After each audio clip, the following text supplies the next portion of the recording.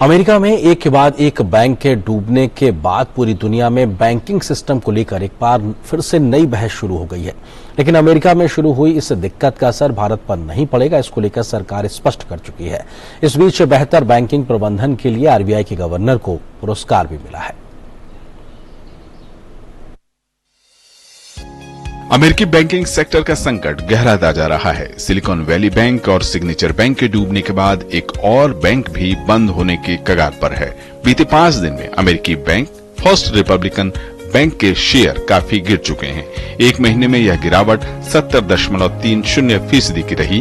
Rating agency Moody's ने भी जिन 6 अमेरिकी बैंकों को अंडर रिव्यू रखा था, उसमें फर्स्ट रिपब्लिकन बैंक का नाम भी शामिल था।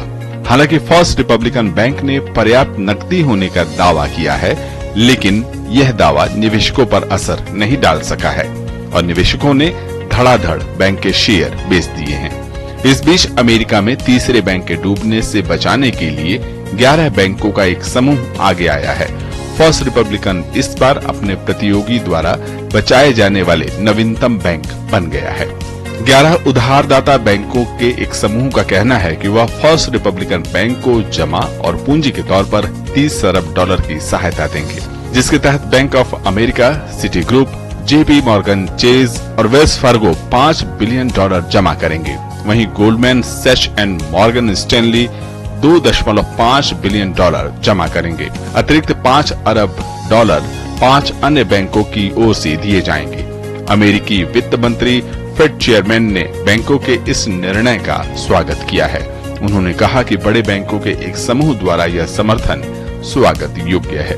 अमेरिका में हो रहे बैंकिंग संकट का भारतीय अर्थव्यवस्था पर कोई खास असर होता नहीं दिख रहा है। इस बीच भारतीय रिजर्व बैंक ने state bank of India, ICICI bank और एचडीएफसी बैंक को सिस्टमैटिकली इम्पोर्ट बैंक करार दिया है। इसका मतलब ये हुआ कि आरबीआई ने इन बैंकों को अपनी आंतरिक स्थिति को और मजबूत करने का निर्देश दिया है, जिससे भविष्य में ऐसी किसी भी मुश्किल से आसानी से निपटा जा सके। इस बीच भारत सरकार में राज्य मंत्री राजीव चंद्रशेखर ने वित्त मंत्री निर्मला सीतारमण के पास स्टार्टअप सिस्टम की ओर से कुछ सिफारिशें भेजी हैं। गौरतलब है कि सिलिकॉन वैली बैंक संकट की वजह से भारत में स्टार्टअप्स के ऊपर कुछ संकट बताया जा रहा था।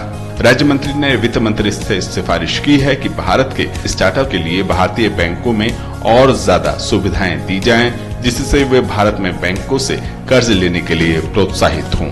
उन्होंने कहा कि भारत में बैंकिंग व्यवस्था मजबूत स्थिति में है और फिलहाल ऐसे किसी भी संकट की कोई संभावना नहीं दिखती।